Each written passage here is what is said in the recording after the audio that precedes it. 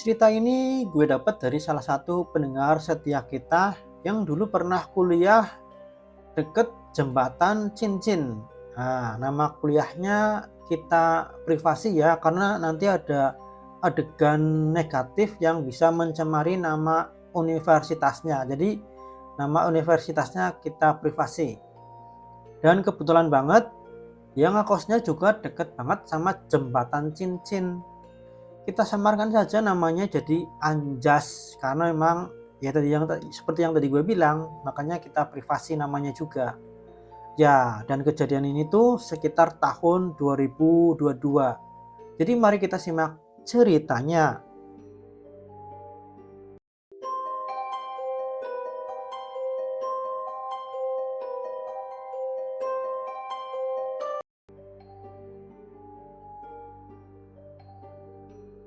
Jadi selama tinggal di sana, si Anjas ini sebenarnya udah tahu soal cerita-cerita urban legend tentang jembatan itu ya, jembatan Cincin itu ya.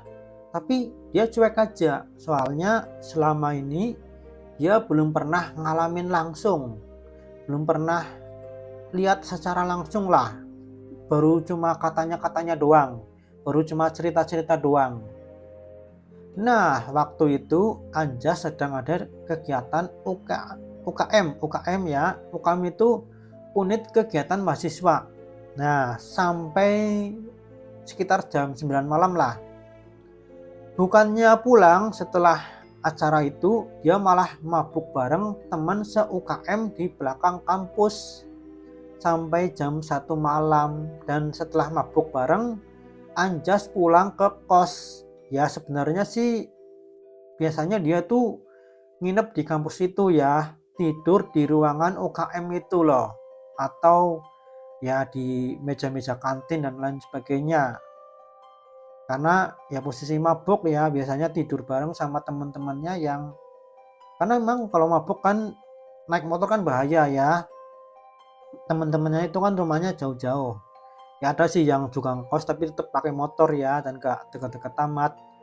Jadinya pada nginep di situ semua, pulangnya paginya biasanya gitu. Tapi kali ini Anjas ini pengen pulang ke kos karena emang ya deket juga. Dia juga nggak pernah bawa motor, jadi cuma jalan kaki. Jadi emang nggak masalah lah mabok-mabok sambil jalan pulang, kan nggak bahaya-bahaya amat. Beda kalau naik motor gitu loh. Itulah pikiran Anjas waktu itu. Akhirnya dia pun pulang ke kosnya yang deket itu sambil jalan sendirian, dan pikirnya itu ya udah sih cuma jam 1 malam doang ya, dia jalan pelan aja gitu loh. Karena sepi juga kan, jadi ngapain cepet-cepet. Dan jalannya pun sambil badan goyang-goyang itulah, ala-ala orang mabuk lah ya, paham lah ya, ala-ala orang mabuk gitulah. Nah, pas di perjalanan pulang, pas di tengah-tengah jembatan itu ya, Anjas tuh bingung karena dia ngelihat ada hantu berdiri tinggi ramping pakai kain putih ya.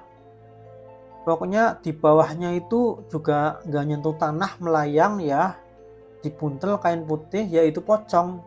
Cuma karena waktu itu dia masih mabok, mabok berat, jadi kayak nggak sadar aja itu, dikira orang biasa gitu loh, padahal itu setan pocong.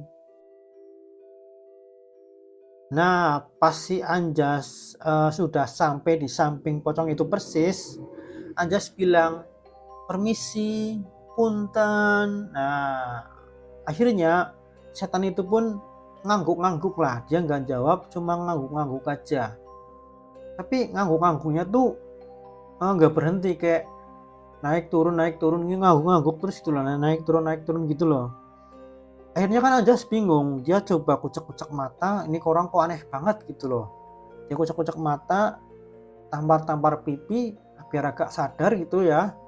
Wah, pas dia mulai sadar, anjing banget. Dia lihat ada pocong, cuk. Pocong di depannya persis, cuk. Anjing banget nggak tuh? Ya langsung larilah dia ke birit-birit gitu loh, sambil sempoyongan ya. Sampai beberapa kali tuh si Anjas ini tuh jatuh karena saking takutnya, Dia lari kenceng sambil badan sempoyongan, jadi beberapa kali dia tuh sampai jatuh lah.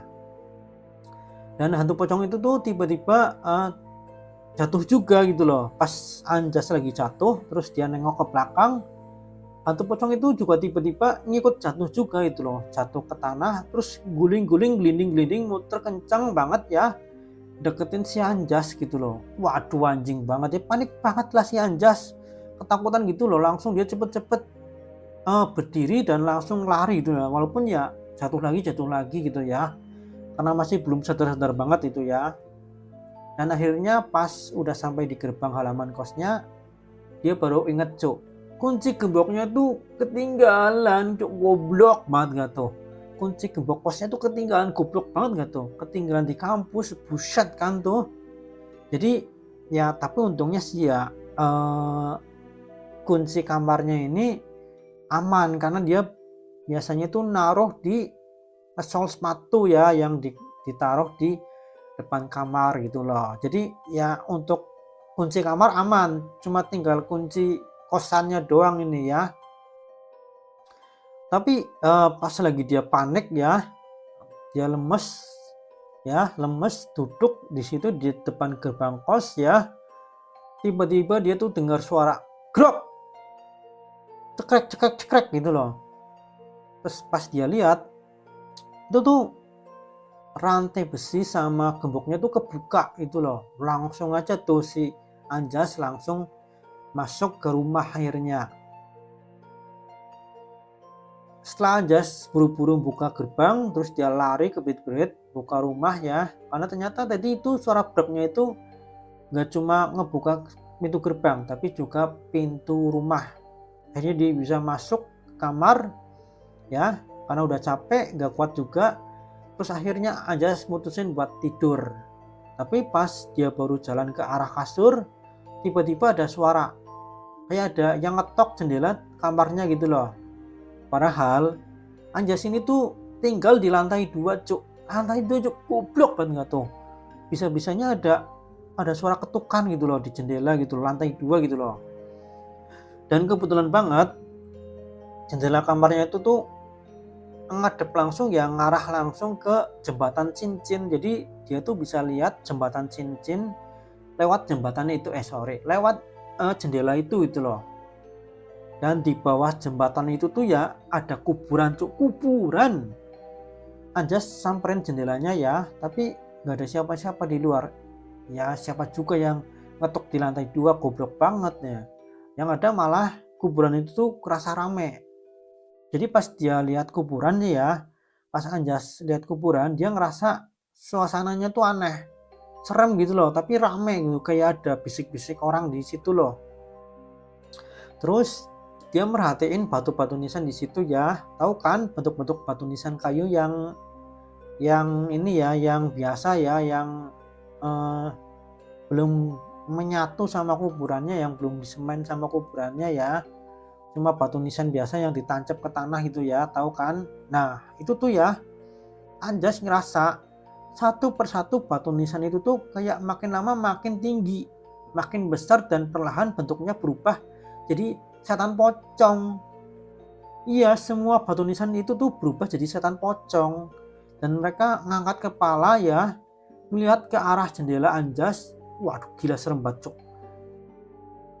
Nge natep si Anjas gitu loh. Ya Anjas langsung lompat lah ke kasur, nutup badan pakai selimut ya karena saking takutnya. Dan suasana kamar itu tiba-tiba berubah jadi dingin banget lah. Terus terdengar suara duk duk duk dari pintu kamar itu loh. Ada yang ngetok pintu kamar pelan itu loh, tapi ya Anjas ini takut, nggak berani buka ya, dia tetap ada di dalam selimut itu loh, karena dia udah trauma ya, takut itu setan gitu loh, takut itu setan lagi gitu loh, setan pocong lagi gitu loh. Tapi tiba-tiba dia dengar suara ya, Jas, ini tasmu. Ya itu suara temannya dia itu loh. Akhirnya Anjas lega, oh ternyata temennya itu loh. Ya emang nyatanya Anjas pas pulang itu nggak bawa tas, jadi tasnya itu ketinggalan karena mabok ya. Jadi dia seneng itu, ada temen nih bawain tas gitu loh. Akhirnya dia bangun ya, nyamperin pintu dan buka ya. Tapi pas pintunya kebuka, wah gila bre, anjing banget gak tuh. Mulut Anjas tuh langsung kaku, nge-freeze gitu ya, gak bisa ngomong apa-apa lah. Yang di depan pintunya itu bukan temannya bre, tapi setan pocong bre, setan pocong. Dan pocong itu tuh terus-terusan jedotin kepalanya ke pintu Anjas gitu loh, pintu rumahnya Anjas gitu loh. Akhirnya itu tuh jadi pengalaman terakhir yang Anjas ingat malam itu, karena setelah itu tuh Anjas langsung pingsan bre, saking udah kayak gak kuatnya nahan takut ya, dia pingsan dan jatuh ke lantai. Nah pas paginya tuh ya, pas dia bangun udah terang, udah pagi, udah rame suara orang. Anjas pun kebangun dalam posisi tidur di lantai, ya masih pakai baju sama kayak kemarin lah. Pintu kamarnya pun ya masih kebuka ya, dan yang bangunin tuh ya tetangga-tetangga kosnya itu loh. Mereka juga panik, takut Anjas ini kenapa-napa. Dan yang aneh, pas ditanya satu-satu ya, gak ada satupun dari tetangga yang dengar suara ketokan semalam. Padahal menurut Anjas itu suaranya jelas banget. Makanya sampai sekarang ya gue sih yakin ya sekitar daerah situ tuh jembatan cincin itu memang angker ya, banyak juga yang sering lihat pocong di situ ya. Cuma Anjas jadi agak ragu karena posisi Anjas itu masih mabuk gitu loh, takutnya itu cuma halusinasi. Tapi dalam hati kecil Anjas dia bilang dia yakin banget bahwa itu bukan efek mabuk, dia bener-bener lihat hantu pocongnya. Dan sekian cerita dari Anjas.